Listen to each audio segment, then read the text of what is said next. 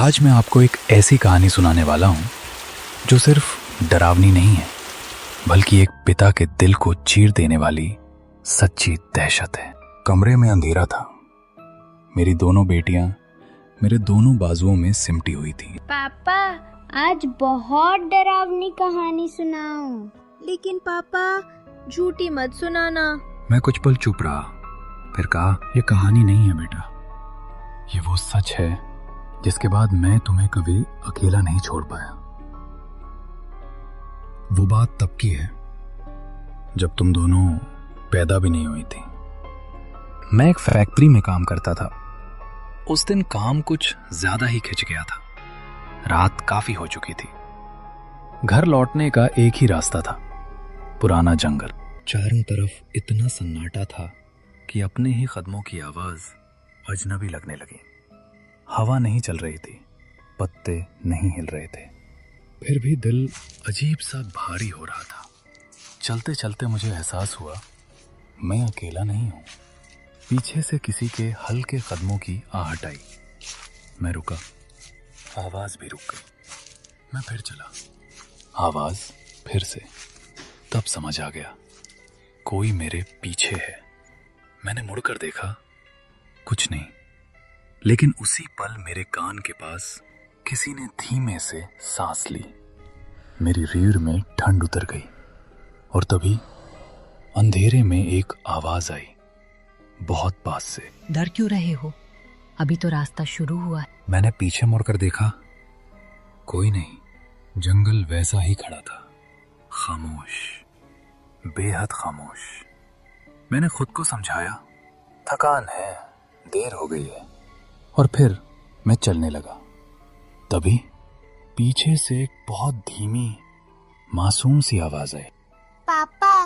मेरे कदम वहीं जम गए। दिल ने एक जोर का धक्का मारा। मेरे हाथ अपने आप कांपने लगे, क्योंकि उस वक्त मेरी कोई बेटी थी ही नहीं। मैंने सांस रोककर कान लगाए। हवा भी जैसे रुक गई हो। फिर वही आवाज, इस बार थोड़ी पास से। पापा, मुझे डर लग रहा है। मेरे दिमाग में सिर्फ एक सवाल गूंज रहा था, अगर ये मेरी बेटी नहीं थी तो फिर मुझे पापा कौन बुला रहा था?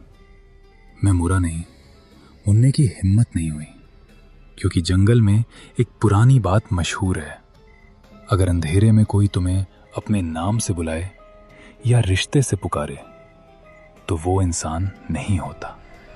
और उसी पल मुझे अपनी गर्दन के पीछे किसी की ठंडी सांस महसूस हुई। अब आवाज के साथ पायल की छन छन भी सुनाई देने लगी। हर कदम पर छन छन, जैसे कोई जानबूझकर अपनी मौजूदगी जता रहा हो। मेरी नजर पेड़ों के बीच गई। वहां एक साया हिल रहा था, न पूरा अंधेरा न पूरा उजाला, बस एक अधूरी आकृति। दिल इतनी जोर से धड़क रहा था कि लगा आवाज बाहर तक सुनाई दे रही होगी। मैंने हिम्मत जुटाकर कहा, कौन है? मेरी आवाज जंगल में खुल गई। कोई जवाब नहीं, बस पायल की आवाज, अब पहले से थोड़ी तेज। छन छन। साया एक कदम आगे बढ़ा। अब वो पेड़ों से अलग दिख रहा था, लंबे बाल, झुका हुआ सिर। मैं पीछे हटना चाहता था, लेकिन पैर जैसे जमीन में गड़ गए हों। हवा अचानक ठंडी हो गई और तभी उस साए ने सिर उठाया, लेकिन चेहरा अभी भी अंधेरे में था। वो और पास आ गया, इतना पास कि पायल की छन छन अब मेरे दिल की धड़कन से मिलने लगी थी। और तभी उसने फिर से पुकारा, बहुत धीमे, बहुत पास से। पापा। अचानक वो मेरे ठीक सामने आ खड़ी हुई, इतनी पास कि मैं पीछे भी नहीं हट सका। सफेद साड़ी हवा में नहीं लहरा रही थी, वो बस टंगी हुई लग रही थी। उसके पैर जमीन से ऊपर थे, मिट्टी, पत्ते, कुछ भी नहीं हिला। उसके लंबे बाल चेहरे को पूरी तरह ढके हुए थे। चेहरा दिख ही नहीं रहा था, जैसे उसे दिखाने की जरूरत ही ना हो। जंगल एकदम शांत हो गया।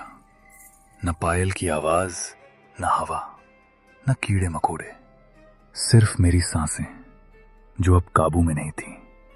फिर उसने धीरे धीरे सिर उठाया।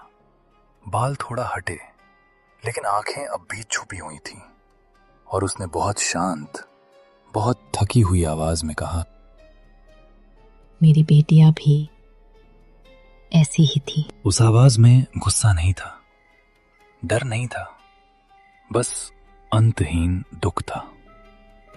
उस पल मुझे समझ आ गया, ये कोई शिकार करने नहीं आई थी, ये अपनी कहानी सुनाने आई थी।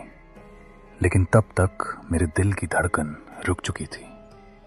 पैर सुन्न थे, हाथ कांप रहे थे, और दिमाग में बस एक ही ख्याल, अगर ये अपनी बेटियों को ढूंढ रही है तो मुझे क्यों रोका। और तभी उसने एक कदम और आगे बढ़ाया। उसने धीरे धीरे चेहरा उठाया। मेरी आंखें अपने आप फैल रहीं। उसकी एक आंख गायब थी, सिर्फ काला गड्ढा, और दूसरी आंख से खून की पतली धार गालों पर बह रही थी। लेकिन जो सबसे डरावना था वो जख्म नहीं था, वो रो रही थी, खामोश नहीं, सिसकियों के साथ। उसकी आवाज टूटती हुई आई, मेरी बच्चियां मुझसे छीन ली गईं।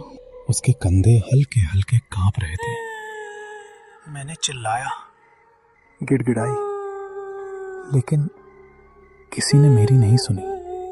उसने मेरी तरफ देखा, या शायद देखने की कोशिश की। अब उसकी आवाज पत्थर जैसी भारी हो गई। अब मैं दूसरों की बेटियां अपने साथ ले जाती हूँ। हवा अचानक ठंडी हो गई, पेड़ चरमराने लगे। मुझे समझ आ गया, ये सिर्फ एक भूत नहीं थी, ये अधूरा मातृत्व थी। ऐसा दर्द जो मरने के बाद भी खत्म नहीं होता। मेरे होंठ हिले, लेकिन आवाज नहीं निकली। और तब उसने अपना हाथ मेरी तरफ बढ़ाया। उसने धीरे से जंगल की तरफ इशारा किया। मैंने ना चाहते हुए भी उधर देखा। वहां 2 छोटी बच्चियां पेड़ों के बीच खड़ी थीं। सफेद कपड़े, बिल्कुल साफ, लेकिन उन पर कोई परछाई नहीं थी। उनकी आंखें खाली थीं, न पुतलियां न चमक, जैसे किसी ने अंदर से सब कुछ खाली कर दिया हो। वे दोनों बिल्कुल एक जैसी थीं, हिल भी नहीं रही थीं, बस मुझे देख रही थीं। हवा रुक गई। जंगल सांस रोककर मुझे देख रहा था। फिर दोनों के होंठ एक साथ हिले और एक ही आवाज निकली, पापा चलो। वो आवाज बच्चों की थी, लेकिन उसमें बचपन नहीं था। मेरे गले से आवाज बाहर नहीं आई, चीख सीने में ही मर गई। मेरे पैर अपने आप पीछे हटना चाहते थे, लेकिन जिस्म ने साथ छोड़ दिया। और तभी माँ ने बहुत शांति से कहा, देख लिया ना, अब समझ आया मैं क्यों रुक नहीं पाई। बच्चियां एक कदम मेरी तरफ बढ़ी। पत्ते नहीं हिले, जमीन नहीं दबाई, बस फासला कम हो गया। और उस पल मुझे यकीन हो गया, अगर उन्होंने मेरा हाथ पकड़ लिया तो सुबह मेरा नाम किसी को याद नहीं रहेगा। मैं घुटनों के बल जमीन पर गिर पड़ा। जिस्म ने अब जवाब दे दिया था। आंसू अपने आप बहने लगे। मैंने कांपती आवाज में कहा, अगर मेरी भी बेटियां हुई तो मैं उन्हें कभी कभी अकेला नहीं छोड़ूंगा। मेरी आवाज जंगल में बिखर गई। मैं देर से घर नहीं लौटूंगा। मैं उन्हें अंधेरे से नहीं डरने दूंगा। मैं उनकी आवाज नजरअंदाज नहीं करूंगा। एक पल को सब कुछ शांत हो गया। फिर एक चीख, ऐसी चीख जो कानों से नहीं, सीधे सीने के आर पार गई। वो आत्मा चीखी, दर्द से, गुस्से से, और उस मातृत्व से जो कभी पूरा नहीं हुआ। पेड़ कांप उठे, पत्ते जमीन पर गिरने लगे। दोनों बच्चियां एक पल को रुक गईं। उनकी खाली आंखों में कुछ टूटा, या शायद कुछ याद आया। वो आत्मा मेरी तरफ देख रही थी, अब शिकारी की तरह नहीं, बल्कि एक माँ की तरह। उसकी आवाज अब फटी हुई थी। काश कोई मुझसे भी ऐसा ही कह देता। एक तेज हवा चली, रोशनी एक झटके में बुझ गई। मैंने आंखें बंद कर ली, ये सोचकर कि अब सब खत्म है। लेकिन जब मैंने दोबारा आंखें खोली, जंगल खाली था, न वो आत्मा न बच्चियां, बस सन्नाटा और मेरी टूटती सांसें। उसके बाद मैं बहुत तेजी से भागा। उसने आखिरी बार मेरी तरफ देखा।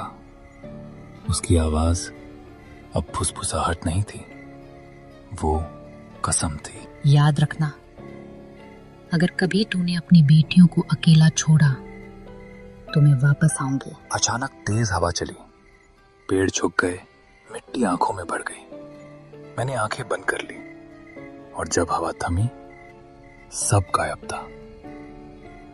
बस मैं था और जंगल का डरा हुआ सन्नाटा। मैं चुप हो गया। मेरी दोनों बेटियां मुझे कसकर पकड़े थीं। बड़ी ने धीरे से पूछा, पापा, आप हमें कभी अकेला नहीं छोड़ोगे ना?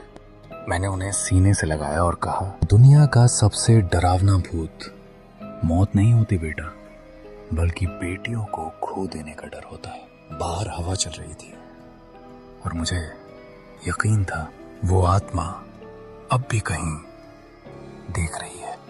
अगर आप पिता हैं तो आज अपनी बेटियों को थोड़ी देर ज्यादा गले लगाइए, क्योंकि इस दुनिया में सबसे डरावनी चीज भूत नहीं होते, बल्कि वो पछतावे होते हैं जो देर से आते हैं। और हाँ, कुछ आत्माएं अब भी बेटियों की तलाश में हैं। Thanks for watching.